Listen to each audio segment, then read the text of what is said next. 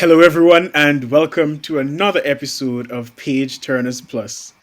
The last time you saw us, we were having a riveting discussion of David Dabydeen's Sweet Li Jie. Today, we're here to continue that discussion, but with David Dabydeen. Thank you for joining us, David. Thank you. Thank you. It's our pleasure. So, I want to start the conversation on your role as Guyana's ambassador to China. Did you conceptualize this novel while serving in that role? And if so, can you detail how you went about finding and researching historical records?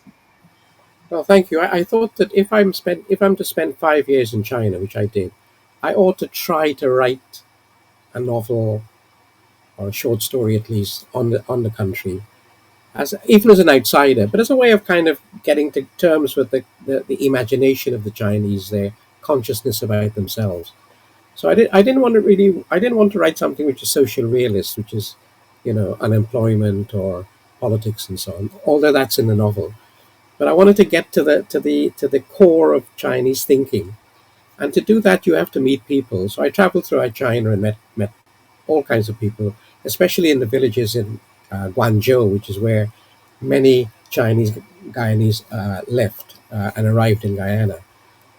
In fact, I went to a village where most of the most of the Chinese people remembered their ancestors leaving for Guyana. And then you have to read Chinese literature, which is the best way of getting into the Chinese psyche. So I read Mo Yan, the Nobel Prize winner, but also eighth century poets like Li Bai and Du Fu.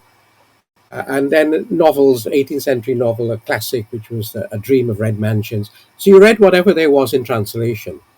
And then you read history books. And it's reading history books suddenly made me realize how confident China was in the 18th century. It saw itself as the Middle Kingdom. In other words, it was the center of the universe. And there's a lovely story in the 1790s when George III sent an envoy to China for the first time to try to set up an embassy, a man called George Macartney. And George Macartney was arrogant and pompous. He refused to kowtow to the emperor, which is normal protocol. Kowtowing means kneeling and letting your head rest on the ground. But he didn't want to do that. He said, I only do that for my king and God. Anyway, the emperor dismissed him, saying to the ambassador, "Look, we don't need you. You're a small country. You're really, you're really insignificant compared to us." And if I can read what the emperor said in his letter to George III, can I read that? Yes, of course, yes. He said to George III, "Our celestial empire possesses all things in prolific abundance and lacks no produce within its borders. There is therefore no need to import the manufactures of outside barbarians." He called the British outside barbarians in exchange for our own produce. So what China was saying is, we don't need you. Just please go away. When you become big, you can come back. And that kind of confidence was lost in the 19th century because of the Opium Wars, where China was humiliated.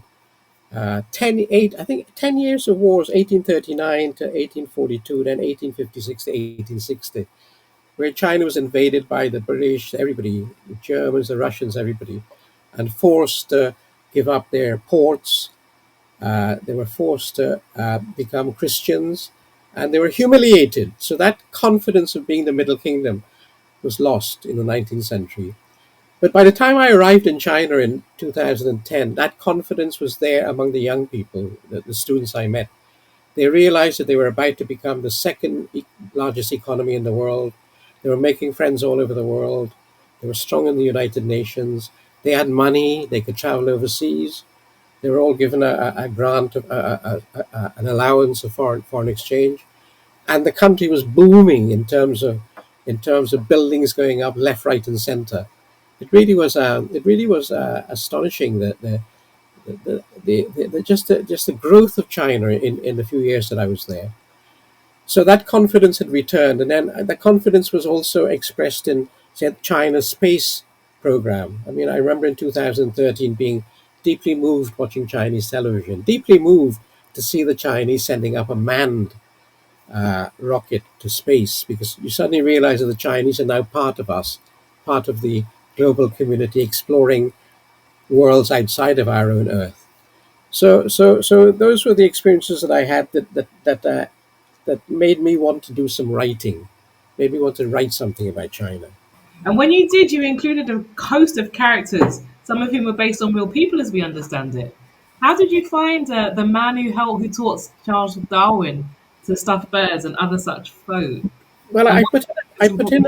about I put in about two or three characters in passing, just by referring to them, because I couldn't build them as characters in the novel. That wasn't They didn't fit into the novel. But I thought that if I just mentioned them in passing, a curious reader might go and find out that John Edmonston had taught Darwin how to stuff birds, and even the theory of evolution was definitely dependent on Darwin examining the beaks of birds, finches in the Galapagos Islands.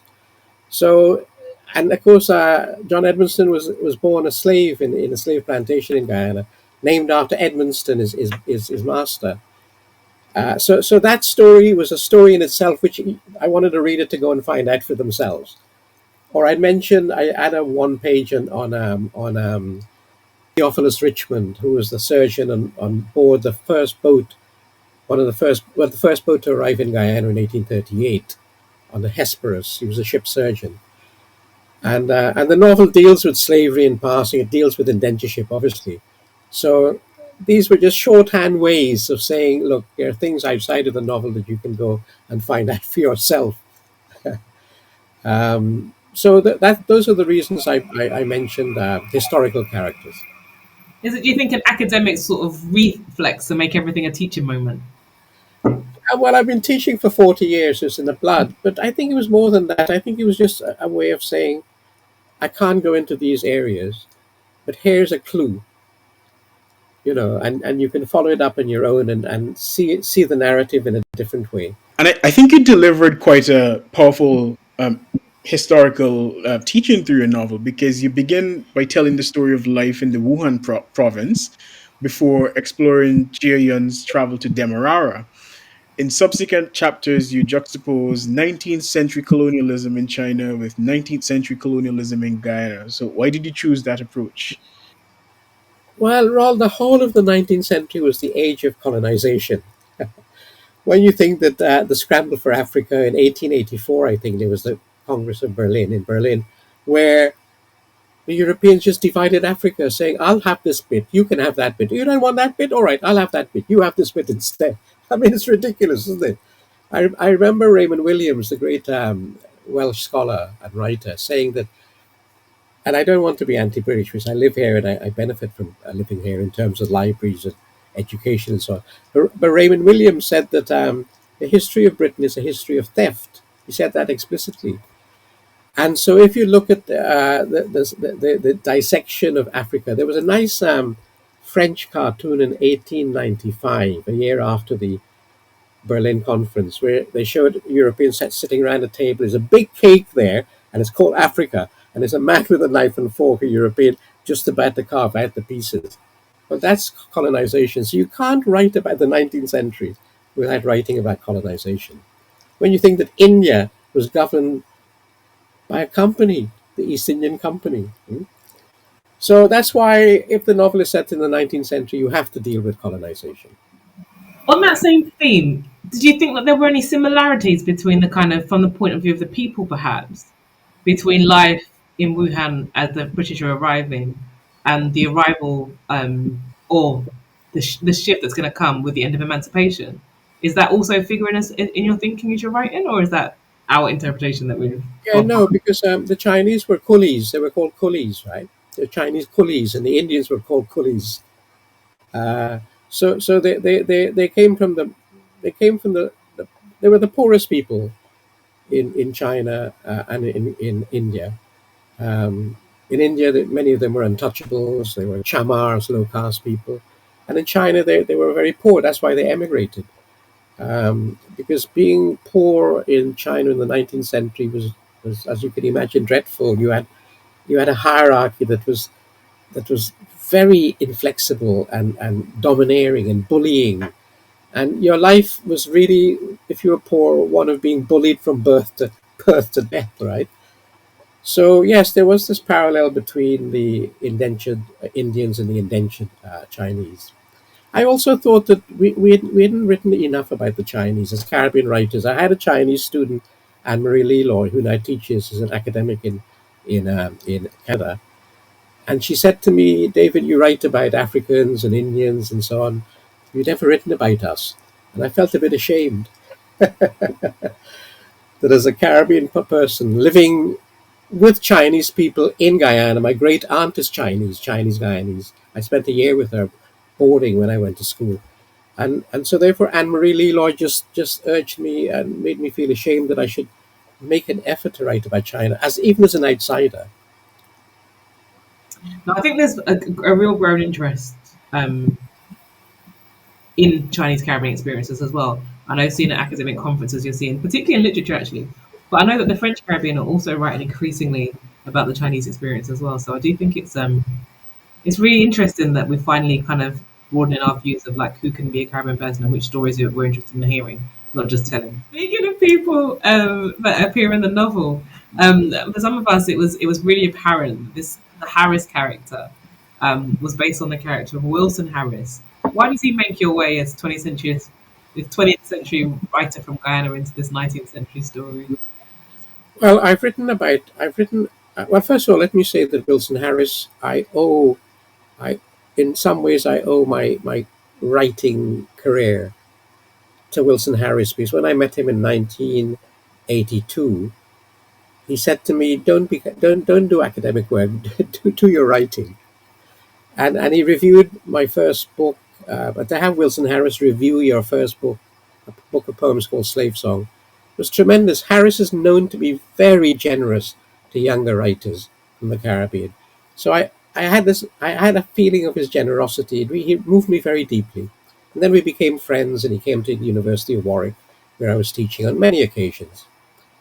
And what really enthused me about Harris, or moved me about Harris, is that he was seeking out the language of the unconscious, the language of dreams, not social realism, but that desire to enter into the unconscious and to recover a sense of the mystery of being was something obviously that moved me.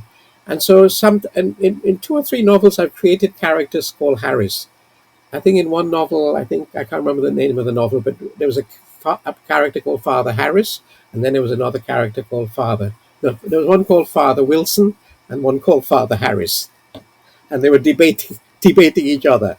So it's my way of making tribute to Wilson Harris, and also you cannot write about the Guyana landscape with the richness and the depth of Wilson Harris.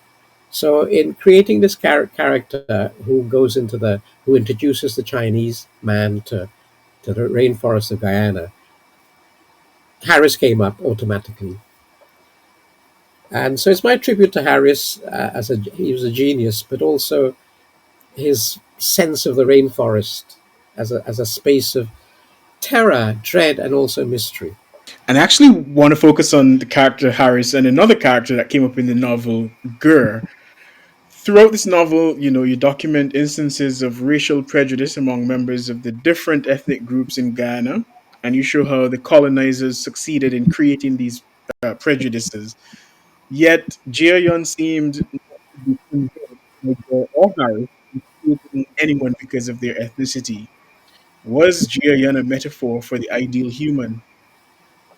Well, the suitor, Jewel Yan, is an outsider, and so he's seeing Guyana through fresh eyes, and he's quietly appalled by the divide and rule policy that governed the colony, whereby the Portuguese were against the Africans, were against the Indians, and so on, and against the Chinese.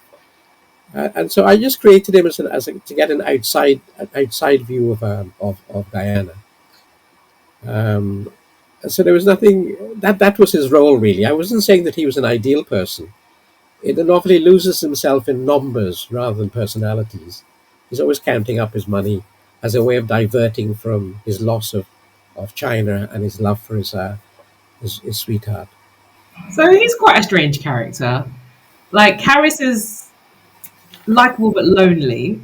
Do you think it's fair for us to describe all the major characters in this novel as misfits, or is that just Well, not? they're not they're not people who are central to the society. If you see what I mean, they're not people with power and authority.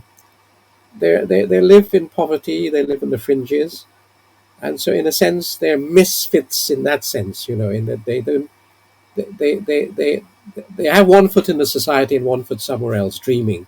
The other foot is the other foot related to the head is dreaming about a different kind of a world, and that's why the novel. I wanted to write a novel about dreams. The novel is about people dreaming about what is possible, and I wanted to create a couple of characters who were noble in a society which was basically greedy and competitive and colonial, with colonial violence and so on. And I wanted to create a couple of characters who had a nobility about them, a decency about them. And that was Harris and Gurr. Why was that important to you to have these kind of characters who act against the grain, so to speak, but also to Well, defeat? well, Yeah. let me put it simply today. We live under the reign of Donald Trump. But I want to believe that most of us are much better and that we still contain within us a decency and a goodness and the philosophy of do unto others as you would like them do unto you. I have to believe that. Otherwise I can't live. I have to believe that we are winning. I have to believe that we have a nobility about us that may be stifled but is there. So and the whole of the novel really I wanted to just emphasize the humaneness of colonized people in spite of their challenges and their deprivations.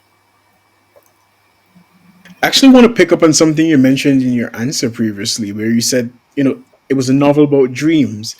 You begin the novel, including the quote of Jorge Luis Borg: "Was there a garden, or was the garden a dream?" We see two possible interpretations for your inclusion of this. Is it a description of Barrio's reveries, or does the garden represent the motion of Guyana of as a garden of prosperity for Chinese migrants who indented servants? Yeah, well, the most important garden, the most famous garden, of course, was the Garden of Eden, where we were expelled because of sin. So I suppose I wanted to. It's hard, by the way, to know what you're doing in a novel. You're just a writer, and what comes out. And then later on, critics like you and readers like you come and tell me what it was all about. But I suppose I wanted to convey the sense of Guyana having a prospect of hope beyond gold, beyond prospecting for gold. The goodness of Gurr and Harris was the real gold of Guyana. I know that seems utopian and idealistic, but I really believe that. Imagine why do I believe that?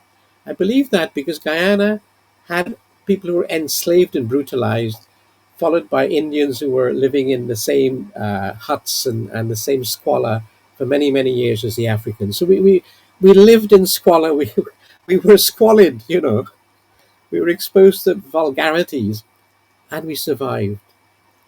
And we didn't just survive, we survived as a highly civilized people, you know, educated. I think of the Guyanese in England, for example, Baroness Amos, the leader of the House of Lords, Sir Trevor Phillips, the great journalist, all of these people.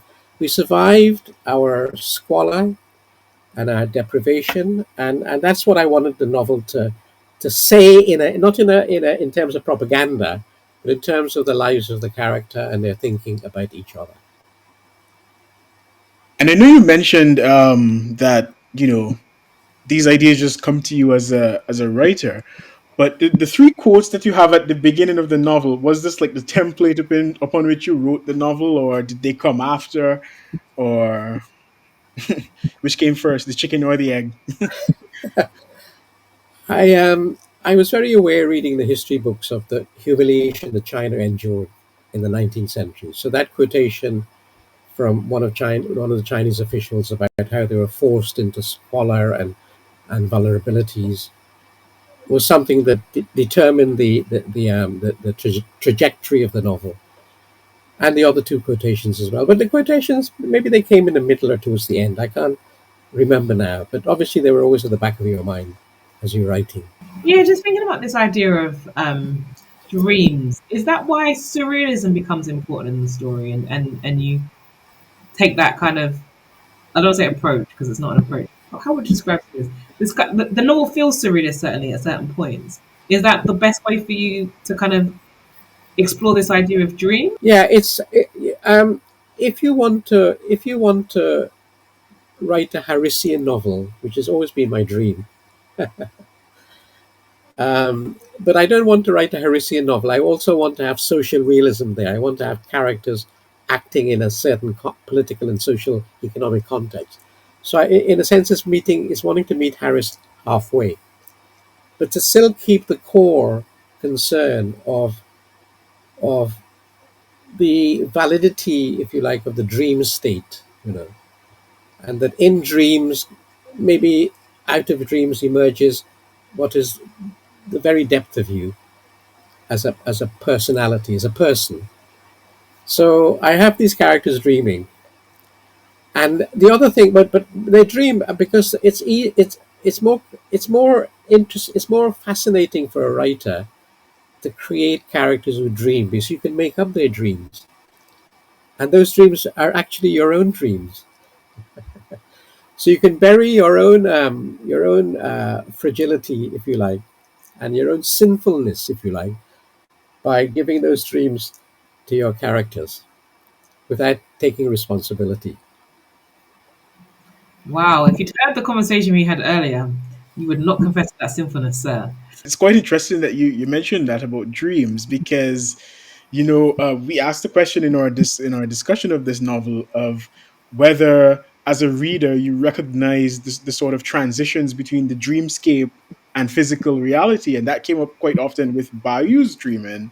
So was that intentional when you're writing the Yeah, novel that the reader would find difficulty in finding the transition? well, not so much difficulty, but you're trying to. I think on reflection, I was trying to be fluid. So you're in a dream state, and then you're out of a dream state, and then it may. I hope it's not too difficult to follow. But I just wanted that to be part of the composition of the writing. Um, and I keep coming back to the fact that sometimes when you're writing, you don't really know what you're writing. I should say to you that I write one page a day, one session of 3.5 hours. I write one page and that's it. And I put it down and I make notes as to what I should be writing the next day. And when the next day comes, you actually write something else up many times. So you don't really have a structure. You. I prefer the spontaneity of the writing. I mean, you have an overall sense of how the novel will end. Um, you think you have an overall sense. You move towards that, but you write every day differently, sometimes differently to the notes you make. Speaking of the writing process, one of the conversations that we had and debated a little bit hotly, if I do say so, but maybe someone else will read it differently, is the question of positionality. So we were asking ourselves how we felt about this novel about this Chinese communities in both China and in the Caribbean being written by someone who doesn't identify as Chinese. Now, you just told us that your grandmother or your great aunt was Chinese, so Great maybe aunt, yes. you felt like I have you Chinese cousins. I okay. have So maybe Chinese second cousins, and I lived with them for a whole year, and I feel very close to them as Guyanese. But let me answer your question in a broader way. If I could only write about my ethnicity, my God, would I be bound to would I be tethered? I'd be tethered. It means I can't read Shakespeare because Shakespeare is a 17th century white man, and therefore I can't read him. We can imagine differently from the outside. What you imagine from the outside might be very different from what a Chinese writer eh, uh, talks about his society in fiction. They're all valid. You just have to be aware that you are writing as an outsider. And I'm not claiming any authority. I'm not being authoritarian. I'm just being the author.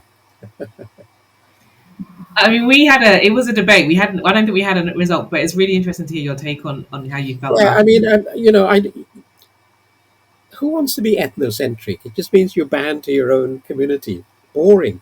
You don't want to be ethnocentric. I've said this before. I'd much rather be eccentric than ethnocentric or egocentric. Eccentric.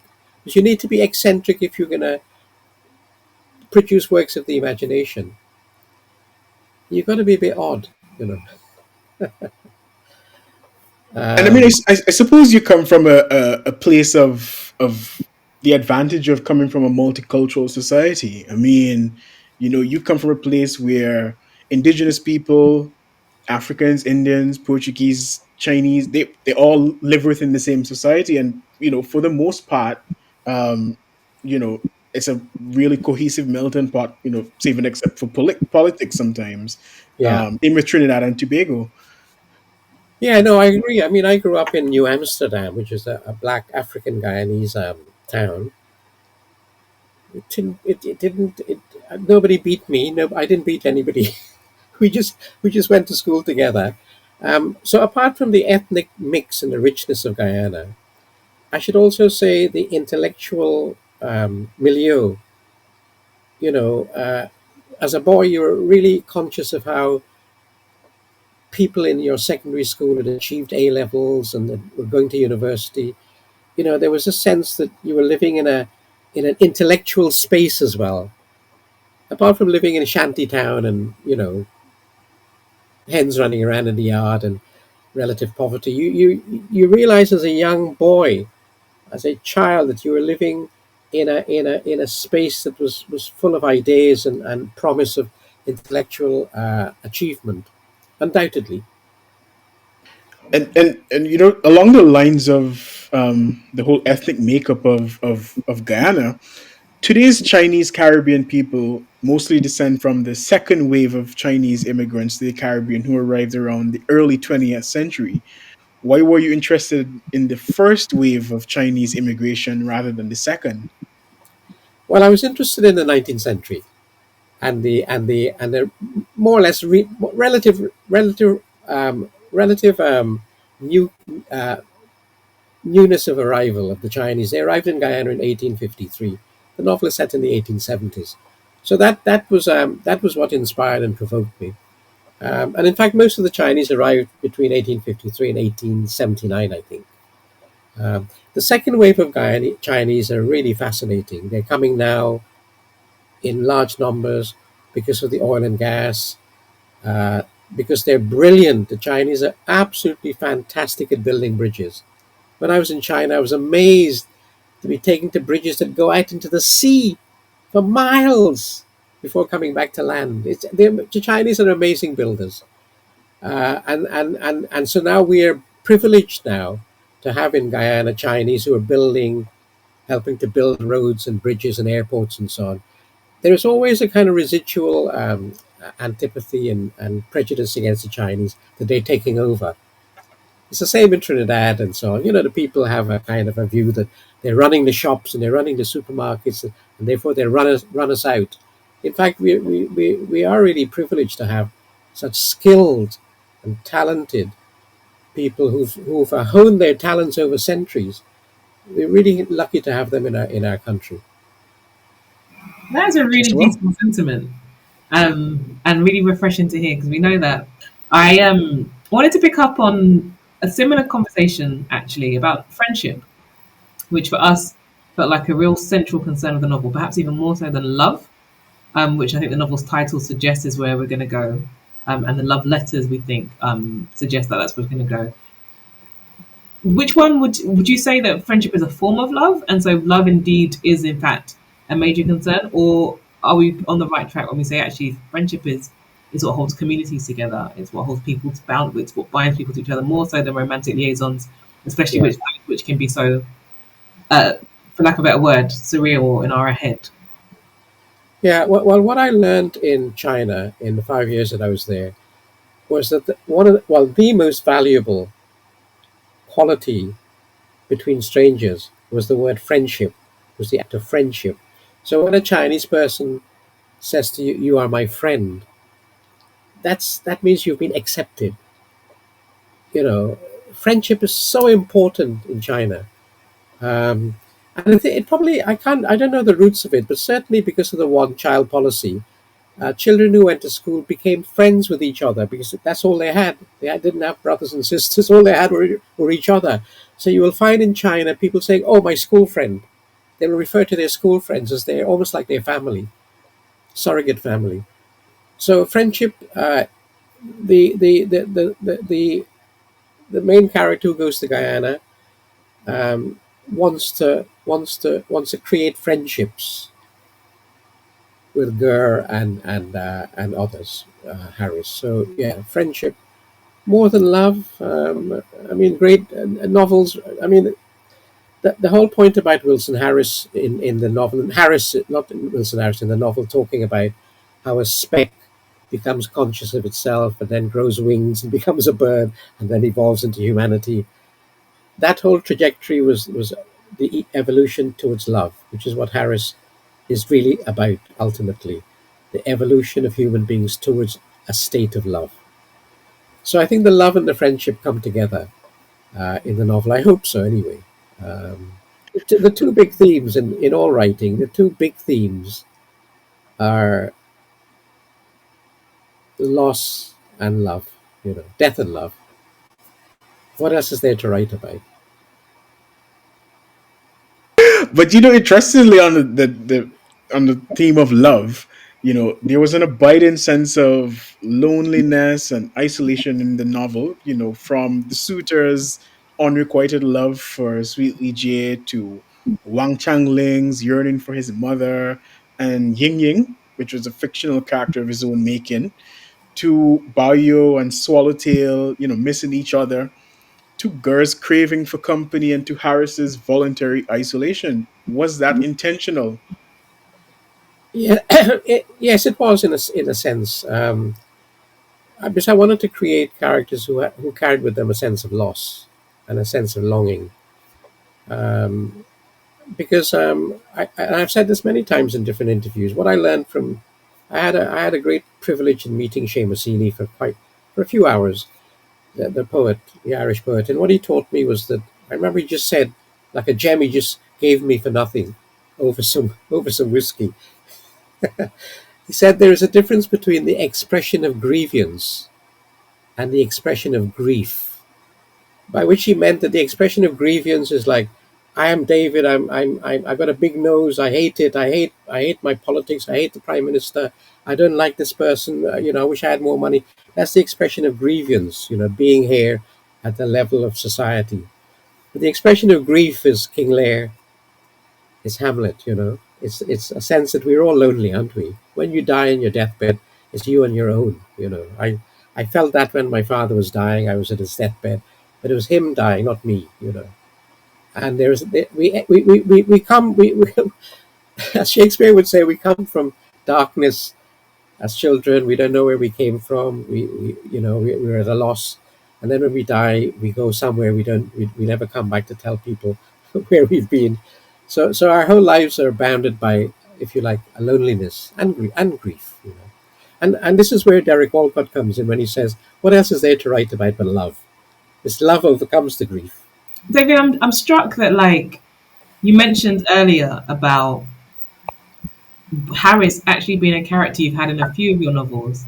For those of us who've only recently encountered your writing, could you tell us how Sweet Li Jie, excuse me, is different or similar to earlier novels of yours? Because this is not your first novel, but I'm not sure which number it is at this stage. It's number 8. So could you tell us a bit more about your whole trajectory and where this fits into your story as a writer? First of all, I should say number 8 is eight is the luckiest number in China. Eight, because eight sounds like good fortune in Mandarin. 4 is a terribly unlucky number because in China it sounds like death. So sometimes when you go in a elevator, it says 1, 2, 5, 1, 2, 3, 5. They misheard 4, right? No, but I suppose I don't know whether there's a kind of a thread that goes through that links the novels. I suppose I just write about. outsiders, who are coming to the society at an angle, who have their griefs and their desire to love and to be loved in different contexts, in different centuries. Um, and I should all so that's I suppose so every I suppose all writers will say that every work they do is a variation of the same theme, but a variation, maybe set in a different country or a different context or even a different planet. Um, but I should also say, and I've said this before, I don't really remember what I've written, honestly, right? I don't, because once you've done the writing, what happens when you go to do readings? When if people are generous enough to invite you to do readings, you tend to read the same passages, the 2 pages here, 2 pages there, and you've forgotten the rest of the novel, which I think is really, in my case, beneficial because I forget the bad bits. I don't have to encounter them again. But it does mean that your mind is fresh, so you could start again, and maybe you repeat things that you've forgotten you've written about before. So that's my process of forgetting and making creative use of that amnesia. And you made mention of the bad bits, and not necessarily in terms of writing, but certain events. So in the novel, you chose to describe horrific events in a matter of fact way. Why?